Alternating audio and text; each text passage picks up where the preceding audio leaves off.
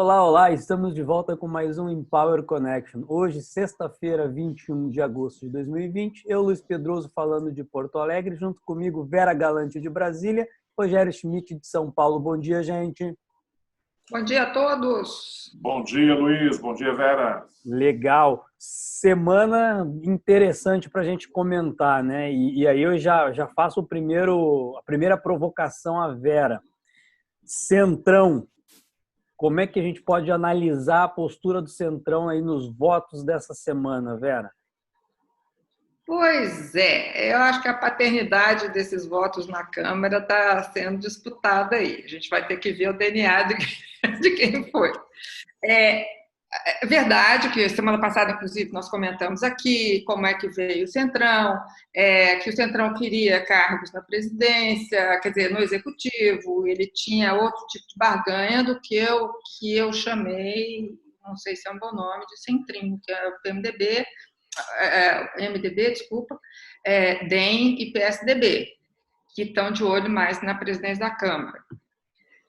Mas, então, o que aconteceu agora? O veto presidente foi mantido, mas a paternidade ainda está discutida, porque o presidente da Câmara, Rodrigo Maia, logo depois da derrubada do veto pelo Senado, ele foi à imprensa dizendo que não podia, aquele veto teria que ser mantido. Era uma questão de responsabilidade. Então, quer dizer, ele já tomou para si e para o grupo que ele representa a responsabilidade de manter responsabilidade de novo, responsabilidade fiscal. O Brasil no rumo certo. O Centrão, por sua vez, com o novo líder, né, Ricardo Barros, ex-ministro da Saúde, desculpe, um homem preparado, ele também reivindica a paternidade dos votos. Que também tem fundamento, porque junto com a manutenção do veto veio uma porção de penduracalhos, né? Então, liberou dinheiro para emendas parlamentares, etc. Então, voltou aquela política do toma lá da cá, que o presidente sempre falou contra, né? Então, eu acho muito interessante porque nós começamos, mais do mesmo de antigamente. Agora, Vera, eu acho que quem ficou numa situação, quem saiu desse episódio todo menor do que entrou, eu acho que foi o ministro Paulo Guedes, né? Ele deu uma declaração aí meio desastrada, né? Mais uma, aliás, né? Logo após o Senado ter derrubado o veto, né? Dizendo que os senadores tinham cometido um crime contra o país, para tirar dinheiro da saúde, para dar para funcionário público. E essa declaração foi muito mal recebida no Senado, né? Parece que eles vão até convocar o ministro Paulo Guedes aí para um esclarecimento, independentemente do mérito, né? De quem tem razão ou não, né? Você teve lá, o fato é que a bancada do governo no Senado, que até então se imaginava que o Senado era mais fiel ao governo do que a Câmara, né? A bancada do governo no Senado pisou na bola, né? Por causa, acho que de 2 ou 3 votos, o veto foi derrubado. Depois a Câmara manteve o veto, né? Mas mostrou aí uma falta de articulação do governo. Com uma aberta chateação do governo em relação ao vice-líder, né, no Senado, que é senador pelo PSDB, né, do chamado Centrinho. E lembrando, né, que o Ministério da Economia tem uma pauta aí de projetos importantes, né, no Congresso, no Senado também, desde a reforma tributária até mesmo aquelas PECs lá que foram encaminhadas no ano passado, do Mais Brasil, enfim.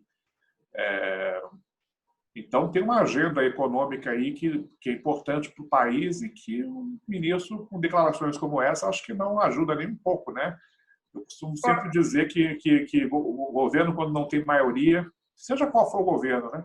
O governo, quando não tem maioria, ele sempre reclama que o Congresso é irresponsável, né? E eu acho que foi mais uma pisada na bola aí do ministro Paulo Guedes, que eu acho que, além da situação dele, muitos acharem que pode estar sendo fritado, né?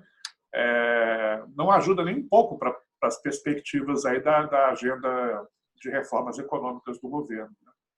O que fica um pouco evidente para mim, Rogério, nesses meses de governo, e considerando toda a história do ministro Paulo Guedes e tudo que ele defendeu durante muito tempo, é que a narrativa de austeridade que ele sempre defendeu e que o governo foi eleito com essa narrativa, a realidade está impondo limites que mostram, olha, se você não assumir medidas que sejam mais assistencialistas ou que tenham um cuidado, você não consegue governar. E com isso, a realidade está mostrando, olha, se você não tem popularidade, você não se sustenta no poder. Se você não libera dinheiro, você não se sustenta no poder porque você perde popularidade. E aí começou a criar um certo ruído entre as ações do governo e entre o discurso do ministro Paulo Guedes. E aí, quando a gente vem falar agora da questão do veto, a gente volta àquele discurso. É uma austeridade que precisa ser feita no discurso, mas que na prática, aí a Vera colocou os penduricalhos e algumas outras medidas que vão passando para o tomar lá da cá para conseguir implementar algumas ações e para o governo se sustentar no poder, né? E aí vai enfraquecendo aquela narrativa do Paulo Guedes e enfraquecendo o próprio ministro, né? Agora, a gente sabe também que você tem um lobby muito organizado dos funcionários públicos, né? E até interessante, eu estava dando uma olhada aí em alguns sites, algumas fontes que transmitem, né, essa visão, eles se referem a essa votação como o congelamento dos salários do funcionalismo público, né? Não é derrubada de veto, a reajuste, é outra linguagem, né? Outra narrativa, né? É o congelamento salarial dos funcionários públicos, né? E congelamento traz péssimas lembranças sim. A nós, Rogério, você e eu, mas que estamos por aqui há um pouco mais tempo. Um outro assunto essa semana que teve também, já aproveitando o gancho, e está no nosso blog da Empower, num artigo que eu escrevi essa semana, é sobre a questão do orçamento para 2021 e uma pseudo-disputa entre Defesa e Ministério da Educação. Acho que não vale a pena entrar nesse mais a fundo, porque tem ali no texto do blog. Mas tem uma outra questão também que a gente levantou aqui discutindo antes do programa, era sobre o retorno do bom filho à casa, né? Como é que a gente pode comentar isso aí, Rogério? Pois é, né? O presidente Bolsonaro, ele parece que está cada vez mais próximo de voltar, né, para o seu partido de origem, né, o PSL, o partido pelo qual ele se elegeu presidente em 2018, né? Não é um partido de origem porque o Bolsonaro tem um histórico aí de pular por vários partidos ao longo desses mais de 30 anos aí de trajetória política, né? Mas aparentemente o projeto de criação lá dessa nova sigla que o governo queria criar, uma Aliança pelo Brasil, subiu no telhado, né?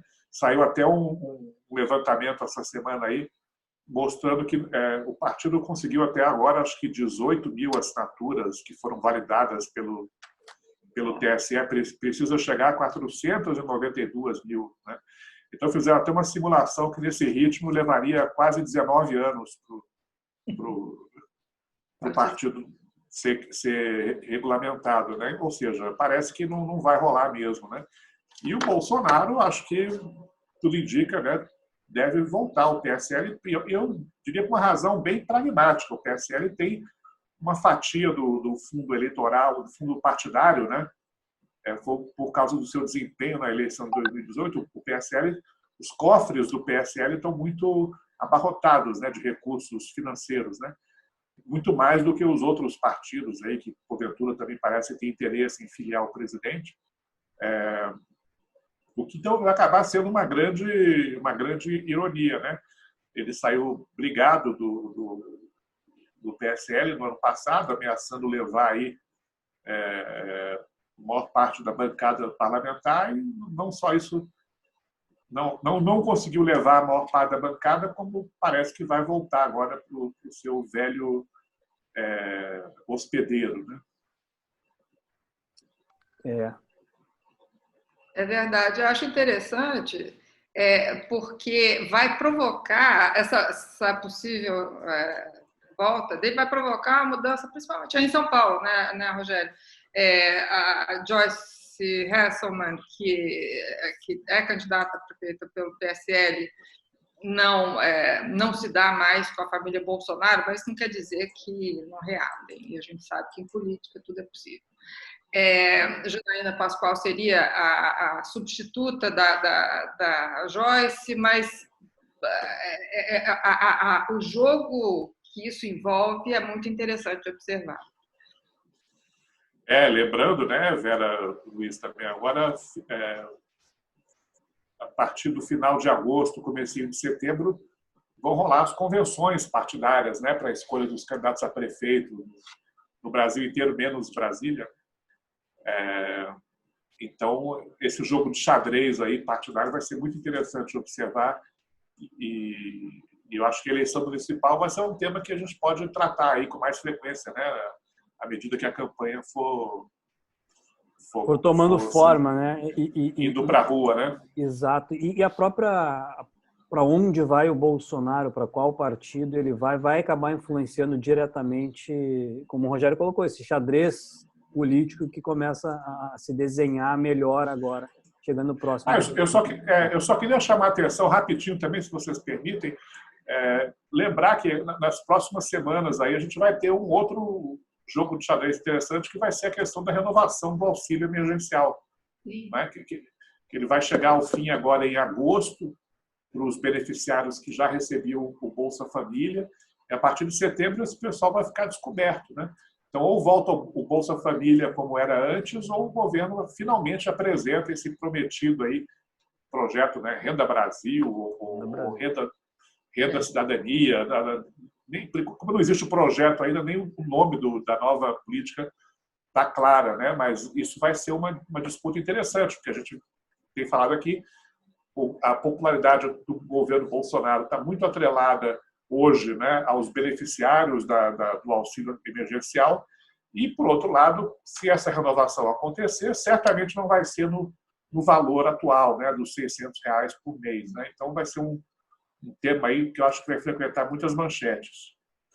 Não, sem dúvida, vai colocar de volta aquilo que eu comentei agora há pouco, né, Rogério? A austeridade versus assistencialismo, realidade versus narrativa. Sim, exatamente.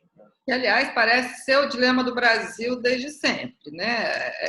Todos os governos até agora, de todos os partidos, tentaram, quer dizer, ficam se equilibrando, mas a hora que a popularidade cai, aumenta o assistencialismo. Isso aí é uma coisa que a gente assiste desde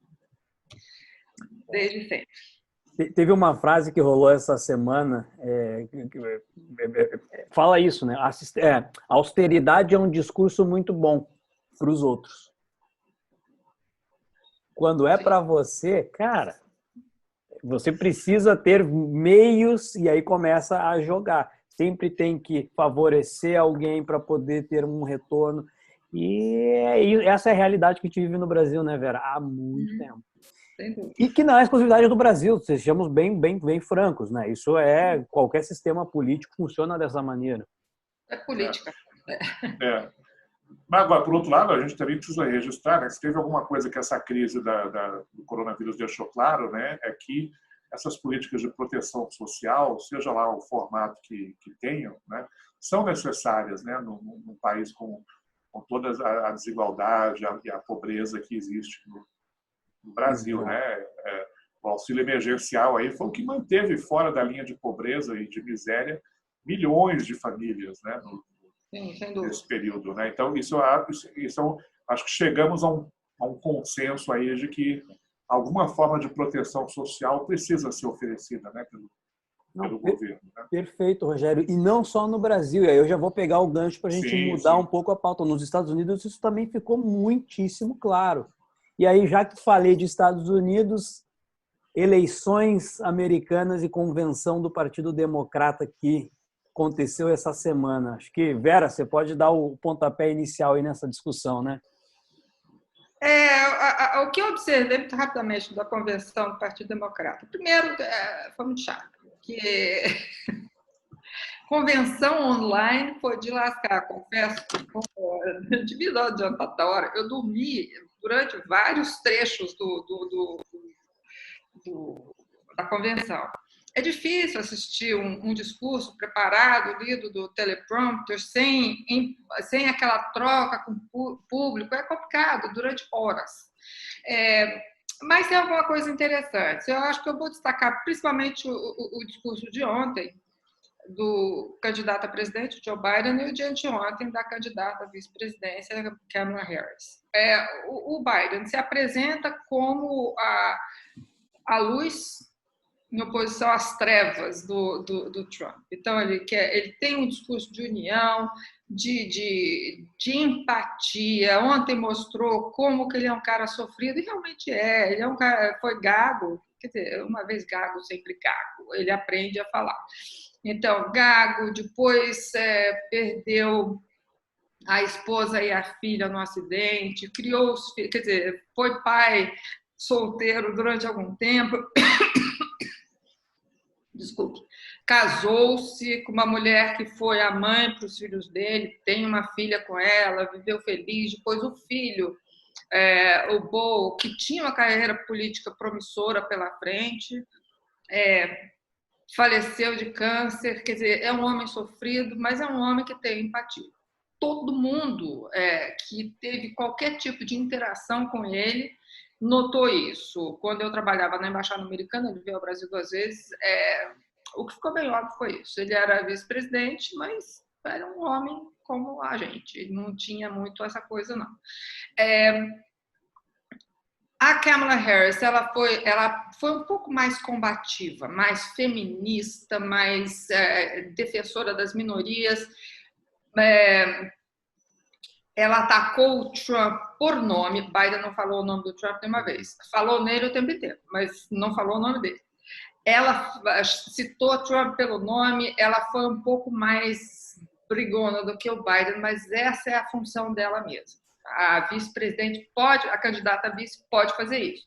O candidato a presidente que quer união, ele não pode partir para a briga. Então, eu acho que foi muito bem estudado o papel dos dois.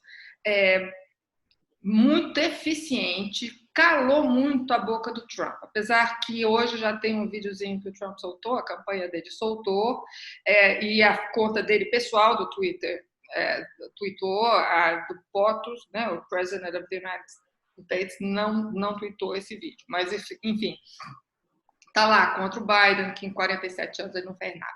Mas, que também é papel dele.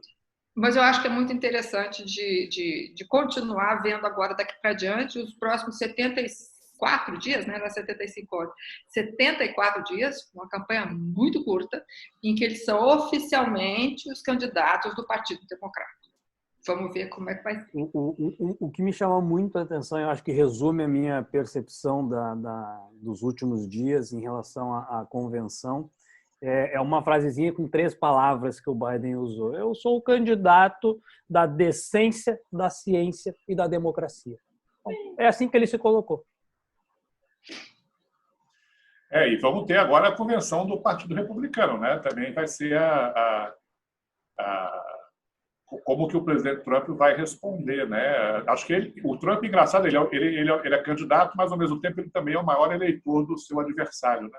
Sim. Grande parte do apoio ao Biden grande parte do apoio ao Biden é rejeição ao Trump, né? Você achou interessante o discurso do Obama também, Vera? Até que ponto a imagem do Biden está ligada à imagem do Obama, ou ele já está brilhando com luz própria? Olha, Biden sempre teve luz própria. Eu lembro que quando o Obama parecia o candidato do Partido Republicano, do Democrata, Nós saímos para almoçar, um grupo de amigos aqui, e uma delas falou assim: agora ele tem que escolher uma mulher para vice. Eu falei: não vai ser um homem de olho azul e vai ser um homem conhecido, porque ele é experiente. O Biden foi a pessoa perfeita, porque ele era presidente da Comissão de Relações Exteriores do Senado, ele foi da Comissão de Constituição e Justiça, vamos traduzir para o nosso aqui, do Senado, muitos anos também. Então, assim, era um homem com atuação constante no Senado e bem conhecido. Eu acho que ele está resgatando aquilo, mostrando que tipo de legislação que ele introduziu, todos os apoios que ele fez no Senado. E Obama apresentou esse homem. Ele apresentou o amigo dele e tudo mais, mas ele falou do homem que fez muita coisa, que chefiou o combate à ebola na época que Obama foi presidente. Quer dizer, ele não apagou o Biden, eu achei que ele promoveu a atuação firme do Biden em vários temas, inclusive. Muito bom. Um outro assunto que eu separei aqui para fazer um breve comentário, Vera, Rogério, é sobre o papel da União Europeia. Eu li um artigo da Foreign Affairs essa semana que me despertou e achei muito interessante. Vou trazer essa contribuição para o programa de hoje, que depois de 30 anos, finalmente, a União Europeia parece ter geopoliticamente acordado para o mundo. Então, nos últimos meses de pandemia e por causa da pandemia, acabou tomando posturas que até então, em termos de política externa, não vinha fazendo de forma conjunta. E aí você pode colocar sanções contra ataques cibernéticos da Rússia, China e Coreia do Norte, condenar aberta e publicamente fraudes nas eleições da Bielorrússia e se aproximar da Rússia para tentar evitar uma escalada nas tensões na região. E o mais relevante, né, aprovar um pacote de 2 trilhões de dólares que é completamente para socorrer as economias da União Europeia, que é completamente contrário àquele discurso de austeridade que muitas vezes foi criticado por países pertencentes e não pertencentes à União Europeia.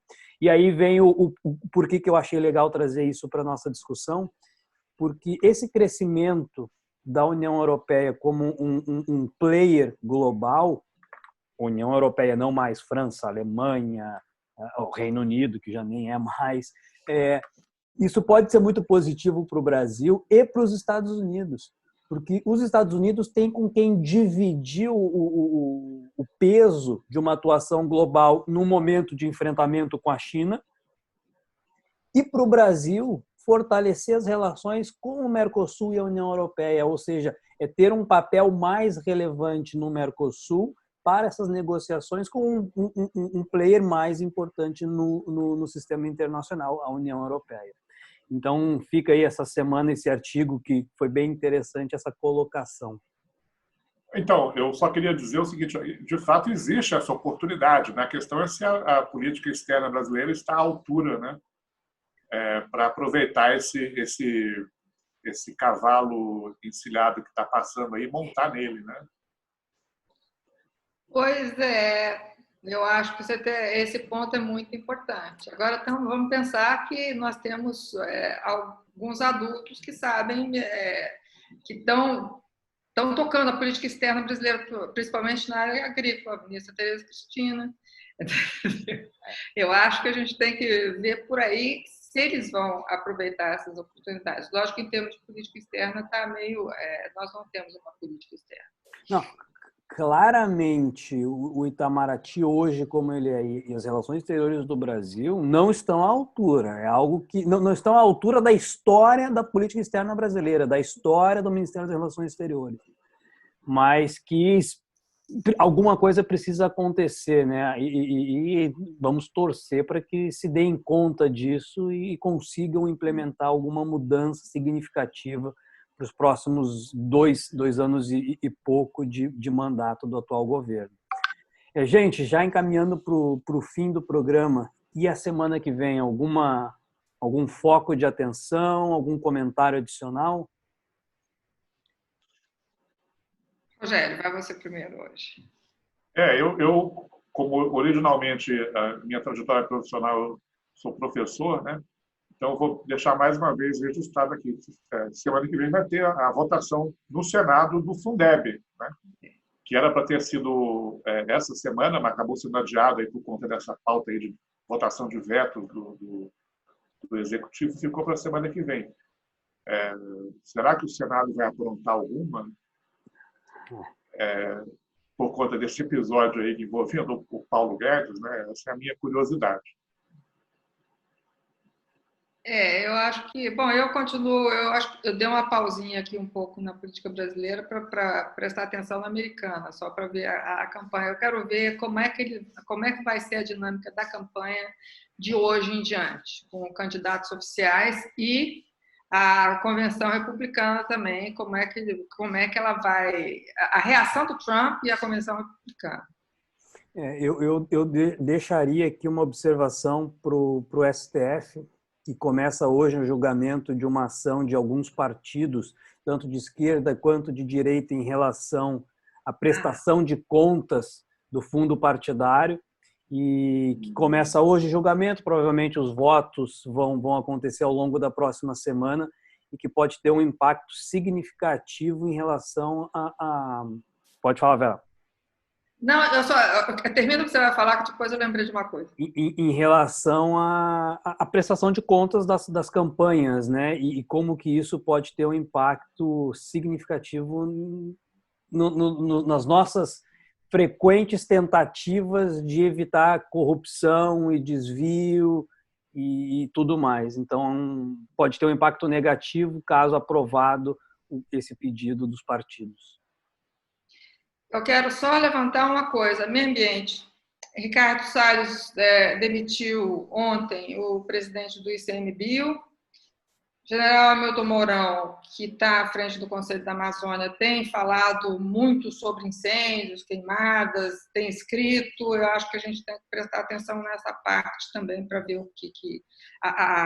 como é que nós vamos. Perfeito. Então, era isso. Bom final de semana, Vera. Bom final de semana, Rogério. Gente, bom final de semana, Luiz, Rogério também e todos que nos assistem. A todos que nos assistem, um ótimo final de semana.